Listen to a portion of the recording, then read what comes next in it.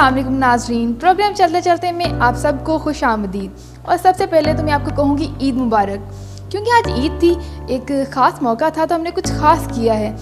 आज के प्रोग्राम में हम चलते चलते पहुँचे हैं एक ख़ास शख्सियत के घर पे, जो कि आप उनसे बिल्कुल वाकिफ़ हैं। उनको आप बहुत सारे टॉक शोज़ में देख चुके हैं, उनके पॉलिटिकल करियर के हवाले से आप उनको अच्छी तरह से जानते हैं। लेकिन आज हम उनके ज़िंदगी के उन पहलुओं के बारे में जानेंगे जिनसे आप वाकिफ़ नहीं होंगे। तो हम आए हैं उस्मा कारदार साहिबा के घर पे, आइए उनसे मिलते हैं। अस्सलाम वालेकुम। क्या हाल है फातिमा? वेलकम आए। Thank you. ईद के दिन हम आए हैं उस्मा कारदार साहिबा के घर पे, तो सबसे पहले हम जानेंगे कि वो ईद कैसे गुजारती हैं। अस्सलाम वालेकुम मैम। जी वालेकुम सलाम फातिमा, क्या हाल है आपका? मैं बिल्कुल ठीक। ईद मुबारक। खैर मुबारक। सबसे पहले आपने कह दिया, मेरा इरादा था मैं पहले कहूँगी। चले मैंने नेकी ले ली पहले आपसे। तो मैम हम आपके घर सबसे पहले तो हम ये जानने के लिए आए हैं कि आप ईद कैसे गुजारती हैं। फातिमा, ईद जो है वो सारी फैमिली से रिलेटेड होती है। आपको पता है सारा साल हम मसरूफ़ रहते हैं, हत्ता कि ये होता है कि खाने पे भी एक दूसरे से मुलाकात नहीं होती, सबके टाइमिंग्स होते हैं फ़र्क। लेकिन रमज़ान शरीफ की बरकत से सारे इकट्ठे हुए सहरी पे और अफ्तारी पे। और अब ईद पे भी हमारे घर में चूँकि मेरी सास रहती थी, तो वो अब तो उनकी डेथ हो गई है रिसेंटली, तो सारी फैमिली इकट्ठी होती है। वो ट्रेडिशन हम अभी भी करते हैं कि दोपहर का खाना जो है सारे फैमिली आती है, इकट्ठे होते हैं, मिल के खाते हैं। और फिर आपको पता है ईदियों का सिलसिला चल पड़ता है। हमें देने वाला तो अब कोई नहीं रहा, लेकिन हमारी जेब से खूब ईदियाँ निकलती हैं, खाली हो जाती है। बिल्कुल टोटल खाली होती है। और अब तो आपको पता है कि वो 1000 से कम की तो बात ही नहीं होती। हम लोग तो 100 रुपये लेके भी बड़े खुश हो जाते थे और समझते थे पता नहीं बड़े अमीर हो गए। लेकिन आजकल के बच्चे जो हैं बहुत उनके रेट्स होते हैं जो कि आपको पूरे करने पड़ते हैं। तो मैम आपके बच्चे कितने हैं?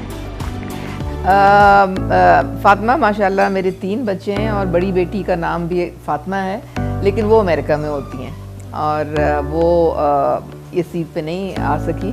लेकिन मेरा जो बेटा है वो उसकी अभी रिसेंटली शादी हुई, वो हमारे साथ यहाँ पे होता है। मेरी बहू माशाल्लाह तीसरी बेटी, और एक बेटी जो है मेरी वो फैशन डिज़ाइनर हैं, उन ज्वेलरी की अपनी उनका बिज़नेस है, मेकअप आर्टिस्ट हैं, बल्कि मीडिया से रिलेटेड हैं, आमना कारदार। तो वो लाहौर में ही होती हैं, वो भी ईद पे हमारे साथ ही मतलब शामिल होती हैं। नॉर्मली ऐसा होता है कि और एक मेरी ग्रैंड डॉटर है, तो वो भी आमना की जो बेटी है वो साथ आती हैं और उनसे हमारी रौनक दोबाला हो जाती है। ईद के दिन मुलाकात होती होगी, मतलब वैसे तो टाइम नहीं मिलता होगा आपको? नहीं जी, देखें बच्चों से चाहे मिले ना मिले, लेकिन जो अपने हमारे ग्रैंड चिल्ड्रन हैं वो उनके लिए टाइम आपको बिल्कुल निकालना पड़ता है। तो उसमें अगर हफ्ते में एक आध दफ़ा मुलाकात ना हो तो बेचैनी सी रहती है। तो मैं फिर उधर चली जाती हूँ या वो इधर आ जाती हैं वीकेंड पे। बच्चों का ज़ाहिर है स्कूल होता है वीकडेज़ में, तो वो उनको टाइम नहीं मिलता है। तो उनके साथ मुलाकात बहुत ज़रूरी, क्वालिटी टाइम आपको अपने ग्रैंड चिल्ड्रन के साथ गुजारना जो है ना, उसका कोई निमुल बदल नहीं। ऐसा ही है। लेकिन नॉर्मली ऐसा होता है कि हम लोग चाहते हैं कि ज़्यादा टाइम फैमिली के साथ स्पेंड किया जाए, अपनी फैमिली के साथ रहा जाए। लेकिन क्योंकि आप पॉलिटिकल एक्टिव हैं, आप एक सियासी कारकुन हैं, तो आपकी जिम्मेदारियाँ थोड़ी ज़्यादा हैं। तो आपको उस दिन भी अपने जो सियासी कारकुन हैं, साथ वाले साथी हैं, तो उनको टाइम देना पड़ता होगा। इस वजह से मिसमैनेजमेंट तो नहीं होती, मतलब मैनेज कर लेती हैं? जी देखें, मेरे ख्याल में जब हम फारिग होते हैं फैमिली से दोपहर को, तो फिर शाम का टाइम होता है, तो जाके तो कुछ अपने हल्के में लोगों से मेल मुलाकात का सिलसिला रहता है। अगले दिन जो है वो सुबह के वक्त हम जो शुरू होते हैं, तो जितने मैं क्योंकि NA130 से मेरा ताल्लुक़ है, तो सारे अपने वर्कर्स हैं, हमारे जो PTI के जो लोग हैं, क्योंकि हम इकट्ठे काफ़ी सालों से चल रहे हैं, हर इलेक्शन कैंपेन हम लोग इकट्ठे चलाते हैं, तो वो भी एक फ़ैमिली होती है और उनका भी हक़ होता है आपके ऊपर। और फिर हमारे हल्के से बाहर भी कुछ लोग हैं, क्योंकि अब मैं जब MPA बनने के बाद आपको पता है हमारा ताल्लुक़ वास्ता और भी हल्का अहबाब भी बढ़ जाता है। कुछ और ऑर्गेनाइजेशंस हैं जिनके साथ हम काम करते हैं, उनका भी हक़ होता है हमारे ऊपर, वो भी उनसे भी मिलना होता है। और बहरहाल ईद जो है वो हम अगर केयरिंग इज़ शेयरिंग। अगर आप SOS ना जाएं, कोई ऐसे बच्चों के साथ, कोई हस्पताल में जो मरीज़ होते हैं, उनके साथ उनको भी टाइम देना जो है वो एक पाकिस्तानी की हैसियत से हमारा फ़र्ज़ बनता है, जो नहीं इतना कुछ अफोर्ड कर सकते।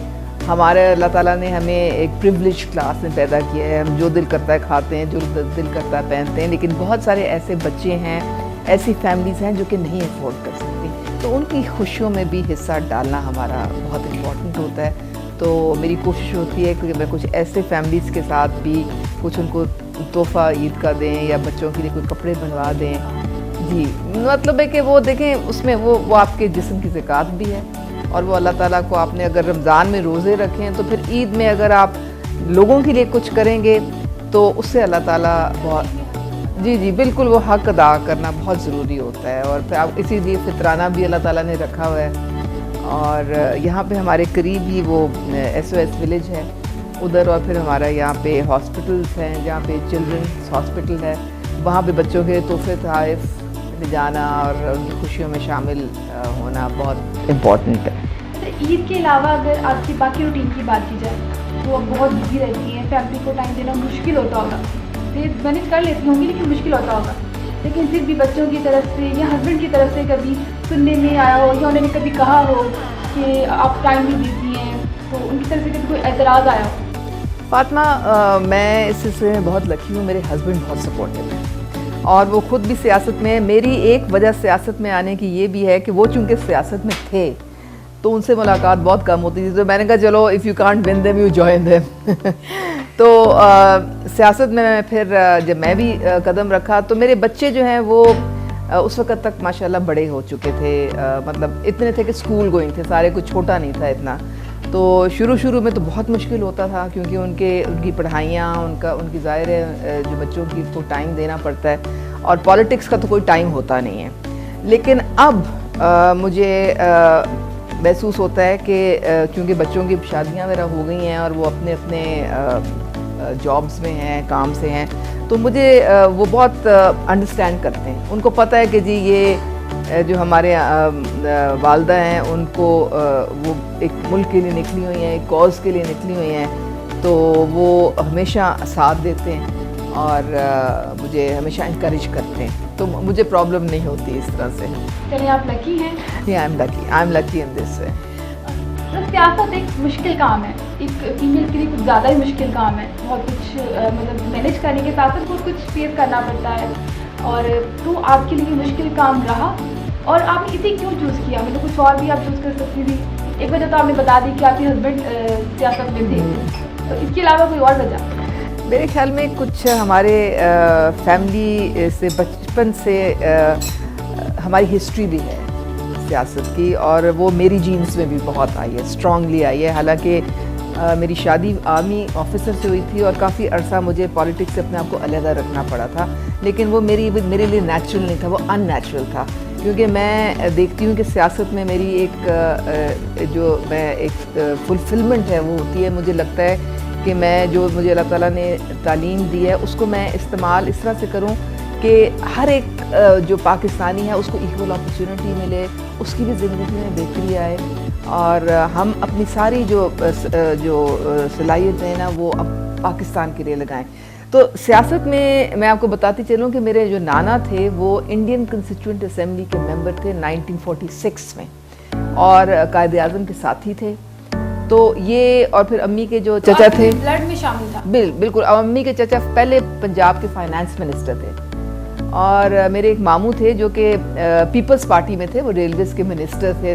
तो मुझे अभी तक याद है कि मैं उनके साथ जाती थी उनकी कैंपेन में, मैं 10 साल की होती थी तब, और वो मुझसे कहते थे कि तुम आओ और स्टार्ट करवाओ सारा जलसा ना। तो वो मैं रोस्टर पे खड़े होकर मैं अनाउंसमेंट्स करवाती थी और तिलावत करनी और सारी, तो बड़ी मुझे जोश और खुशी और पैशन के साथ ये मैंने काम किया। वो आपकी इंस्पिरेशन थे? बिल्कुल, मतलब उन लोगों से मैंने सीखा बहुत। और फिर इमरान खान जब वो एक ऐसा लीडर मुझे मिला जो मैंने देखा कि वो जो भी करता है वो खरा है, दिल से करता है, वो एक प्रिटेंशन नहीं है उसमें कोई। पहले मैं रही थी मुस्लिम लीग नून से मैंने शुरू किया, मैं 2 दफ़ा काउंसलर भी रही हूँ इससे पहले। बहुत मैंने काम किया, ग्रास रूट लेवल पे भी किया, लेकिन मैंने आई फेल्ट कि कुछ सिंसेरिटी नहीं है, क्योंकि वो एक होता है ना कि आप पब्लिक वेलफेयर के लिए जब निकलते हैं तो फिर वो आप अपनी ज़ात को पसे पुश डालते हैं। तो ये हमें इमरान खान ने सिखाया। उन्होंने कहा कि अपनी ज़ात से बाहर निकल के आप काम करें तो आपको लोगों से इतनी पजीराई मिलेगी कि आपको ख्वाब ख्याल में भी नहीं जितनी इज़्ज़त अल्लाह ताला आपको देंगे। लेकिन अगर आपने सिर्फ अपने लिए काम करना है या अपने दायरे से आप नहीं निकल सकते हैं, तो फिर तो आपका पहले वालों से ज़्यादा बुरा हाल होगा। पीटीआई आपने इसलिए ज्वाइन की क्योंकि आप इमरान खान के जो मकसद को लेके चल रहे थे वो उनको पसंद करती थी आप? एक्चुअली पीटीआई को ज्वाइन करवाने, मैं एजुकेशनिस्ट भी हूँ, मैं पता नहीं आपको शायद पता, मैं 30 साल से मैं एजुकेशन से मेरा ताल्लुक है, एक प्रोफेशनल एजुकेशनिस्ट हूँ। तो मुझे इमरान खान साहब के पास लाने वाले मेरे स्टूडेंट्स थे, यूथ। वो मुझे वो मुझे जी वो मैं जब मुस्लिम लीग में थी ना, तो मुझे वो कहते थे, क्योंकि मैं ज़ाहिर है स्कूल में ओ लेवल्स ए लेवल्स के बच्चों के साथ मेरा इंटरेक्शन, तो वो हमेशा कहते थे कि मैम आप गलत लोगों के साथ हैं, आप इमरान खान को ज्वाइन करें। उनको ना आंखों में चमक आती थी इमरान खान का, क्योंकि आइकॉन थे। और जब शौकत खानम के लिए उन्होंने फ़ंड रेजिंग की, नमल करी, तो सारे स्कूल्स में कॉलेजेस में वो जाते थे, उनका बच्चों को मोटिवेट करते थे। आपको पता है बच्चे अपनी अपनी पॉकेट मनीज तक शौकत खानम के लिए वो डोनेशंस में आज भी देते हैं। तो वो उन्होंने जब ये कहा तो मैंने कहा जी मैं स्टार स्ट्रक तो हूँ नहीं, तो अगर मेरी मुलाकात होगी तो मैं खुद जज करूँगी कि ये बंदा कैसा है, फिर मैं ज्वाइन करूँगी। तो as luck would have it मुझे बनी गला ले गई। वो नामुल्ला न्याजी इनके कज़न ही है, आजकल तो उनके साथ बनती नहीं है उनकी, लेकिन बहरहाल वो ले गए मुझे बनी गला। खान साहब आए, वहाँ पे भाग वो बाहर अपनी एक्सरसाइज करके पसीने वो शॉर्ट्स पहनी थी। तो मैं बड़ी हैरान हुई, मैंने कहा देखो ये भी ऐसा भी बंदा होता है। एनीवे ही केम और बिल्कुल आए। मैंने कहा कि जिस तरह जी मेरे स्टूडेंट्स कहते हैं कि ना सिर्फ आप ज्वाइन करें बल्कि हमारे पेरेंट्स को भी कन्विंस करना है कि आपने खान साहब को सपोर्ट करें। तो ज़ोर से हंसे, कहते हैं हाँ, मुझे भी जब मिलते हैं तो यही कहते हैं बिल्कुल आप आएँ और हमें ज्वाइन करें। बस वो दिन था फातिमा, मैंने देखा कि ये बंदा जो है ना ये अपने लिए नहीं, ये लोगों के लिए ज़िंदा रहना चाहता है और ये खालिस है और इसमें सच्चाई है। तो मैंने फिर उनको ज्वाइन कर लिया और वाकई इतना मैंने देखिए, हमें जो अल्लाह ताला ने हर दुनिया की फैसिलिटी मिली, तो हम एक सॉफ्ट लिविंग की हमें आदत थी। खान साहब ने हमें सड़कों पे, हम तो पिछले 9 साल से हम तो सड़कों पे, और ये जो स्ट्रगल है खान साहब की 22-23 साल की, उससे हमने इतना सीखा। हमने हार्डशिप जो है इंड्योर करनी सीखी। बैटल हार्डन हमें खान साहब ने किया, धरने और प्रोटेस्ट। मुझे याद है 4 महीने हमारी ज़िंदगी ख़त्म हो गई थी।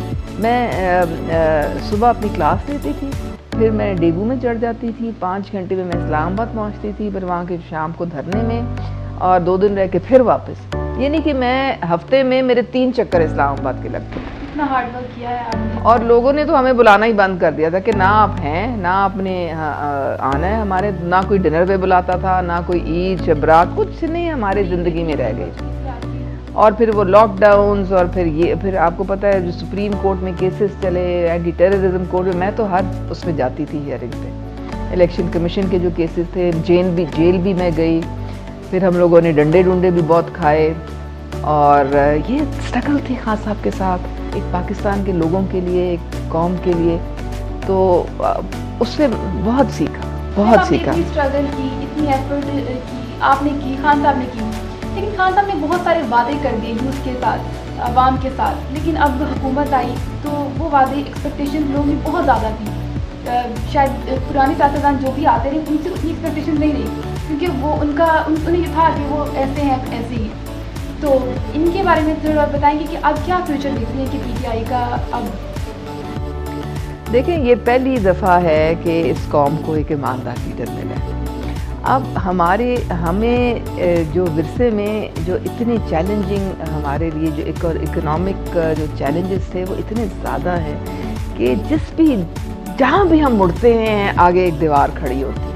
और एक आप पता लगता है कि ये तो इस वक्त बिल्कुल आपको वेंटिलेटर पे आपकी इकॉनमी चल रही है। तो खान साहब जो है उन्होंने वो हमेशा मिसाल देते हैं कि जब मैंने शौकत खानम शुरू किया था तो बोर्ड ऑफ डायरेक्टर्स बैठे हुए थे, 20 लोग थे। उन्होंने कहा कि तुम्हारे हाथ में चंद हज़ार तुम्हारी जेब में रुपए हैं और तुम एक ऐसा हॉस्पिटल बनाने निकले हो जो कि करोड़ों की लागत है, तो ये तो इम्पॉसिबल है, तुम तो बना ही नहीं सकते, भूल जाओ।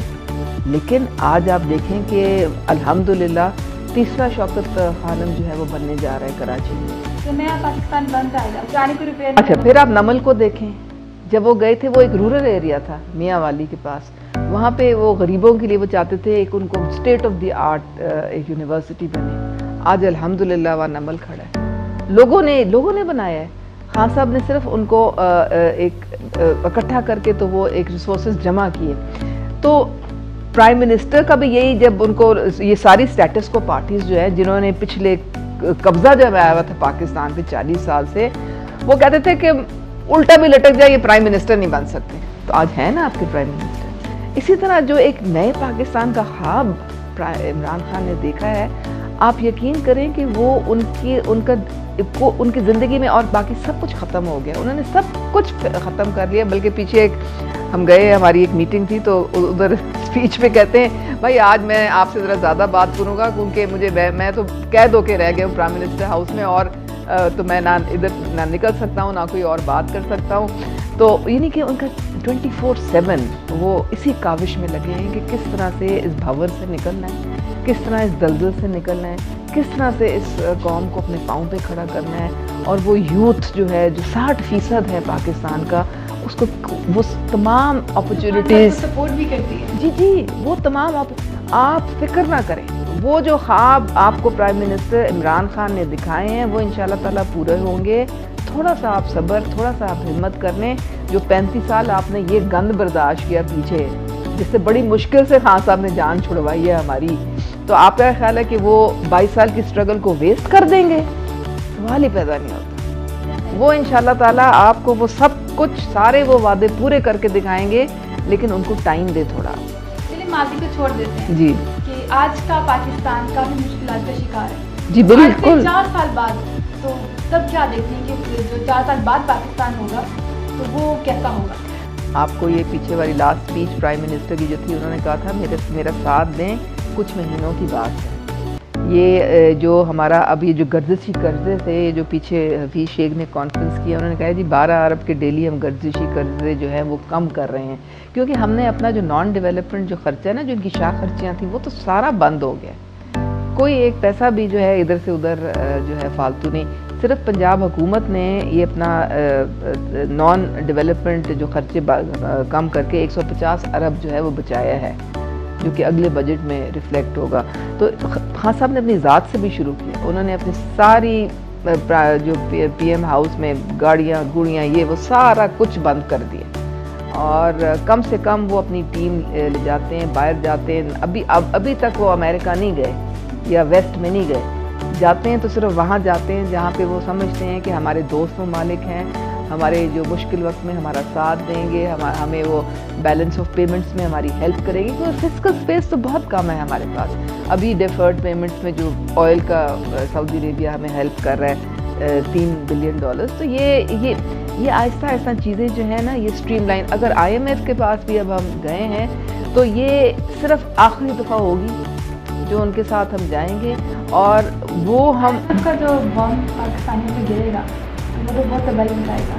नहीं, कोई ऐसी बात नहीं है। देखें, ये एक आर्टिफिशियल इकॉनमी थी, ये एक बबल बर्स्ट हुआ है, क्योंकि इन्होंने क्या किया था पीछे, इन्होंने कोई 21 दफ़ा IMF के पास गए हैं, और उनका लोन ये नहीं उन्होंने किया कि कोई डेवलपमेंट पे लगाएं और लोगों की वेलफेयर पे लगाएं। उन्होंने वो लोन अपने ज़ात पे, कोई मनी लॉन्ड्रिंग की, कोई अपनी जेबों में, कोई कमीशंस, कोई शाह खर्चियाँ, कौम को उन्होंने एक आर्टिफिशियली सब्सिडी दे दी छोटी सी, वो भी कर्जा लेके। अब मेट्रो चला दी, उस पर सब्सिडी दे दी, फलाना आटा उस पर सब्सिडी दे दी, फलाना येलो कैब्स की, लैपटॉप्स की, और वो सब्सिडीज़ जो हैं वो और हमें कर्जे में धकेलती थी। हमारे इदारे इन्होंने तबाह कर दिए, उनको सेल्फ सफिशिएंट नहीं होने दिया। PIA, रेलवे, स्टील मिल, सारे तबाह, सारे खसारे में। हमारा बजट पंजाब का ये 1 अरब में खसारे में छोड़ के गए। सिर्फ एक KP है, KP का बजट था वो सरप्लस में छोड़ के गए, और अभी भी सरप्लस में बजट है। तो अगर KP का सरप्लस में हो सकता है तो ये बाकियों को क्या है? बाकी तो सारा कुछ खसारे में जा रहा है। गर्दिशी कर्जे आपके जो चढ़ाए में, आपका जो करंट अकाउंट डिफिसिट है वो $2.5 अरब है हर महीने। नाज़रीन, हम लोग मौजूद हैं उस्मा कारदार साहिबा के घर पे, और उनके साथ हम ईद गुजारने आए हैं। आप लोग हमारे साथ रहिएगा। अभी वक्त हो रहा है ब्रेक का, आप ब्रेक लीजिए।